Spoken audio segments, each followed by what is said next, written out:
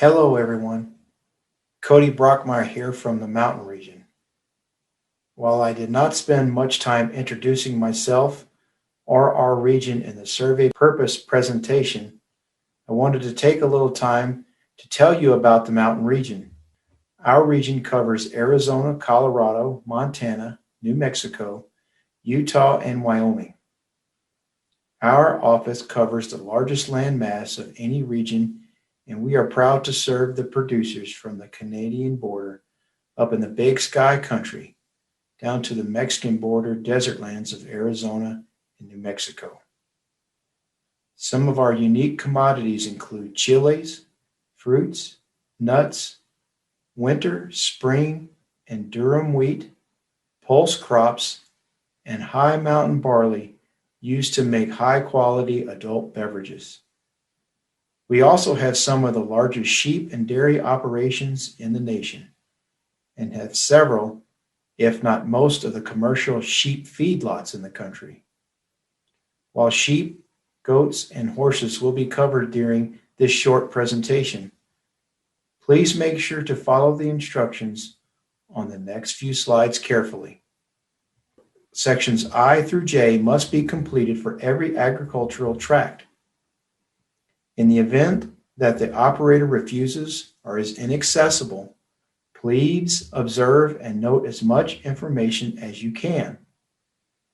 Do you see any sheep, lambs, or goats?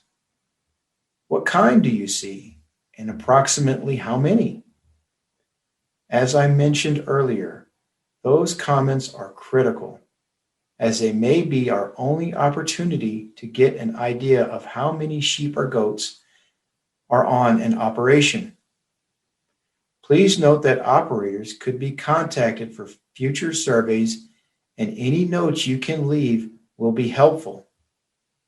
If you are refused or do not talk to anyone and do not observe any sheep or goats, it is best to mark none and no intentions to keep the area tract out of the January sheep and goats survey. Depending upon your location, the screening question in Section I is different.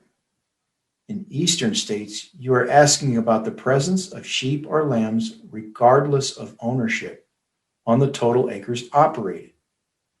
While in most western states, you are asked if the operation owned or custom fed any sheep or lambs at any location. The key takeaway for the sheep questions is to fill out the yes/no question and ask about intentions. Although the questionnaire no longer asks for inventory, we will need you to take really good notes and record the number of sheep in the comments should the operator give you the total. Please note that you may see these operators in follow-on surveys for sheep and goats. So if the answer is yes, unknown, or possibly, we may contact the operation in the future. For this reason, we ask you to take these really good notes, as in many situations, this will be the only information we have to estimate the operation if they are unavailable during January for the sheep and goat survey. As with Section I, the screening question in Section J has slightly different wording in different parts of the country. Just like with Section I, please make good comments and please make notes if the operator tells you how many goats and kids they have. Although it is no longer asked on the questionnaire, it would be helpful to know if they have milk, meat, Angora, or other goats in your comments as well, if in conversation you are told the type of goats. You may know this, but this is one of only a few surveys NAS conducts on an annual basis where equine inventory numbers are gathered. This information is used to provide state and U.S. inventories of horses, ponies, mules, donkeys, and burros. Can you think of any other survey we pick up this information annually? If you said ARMS 3, you would be right. The questions in Section K have not changed from previous years. As you can see, we ask about total on the operation for those places boarding equine, and then we ask how many were owned by the operator or operation. This concludes the short presentation on the sheep, goats, and horse sections I, J, and K.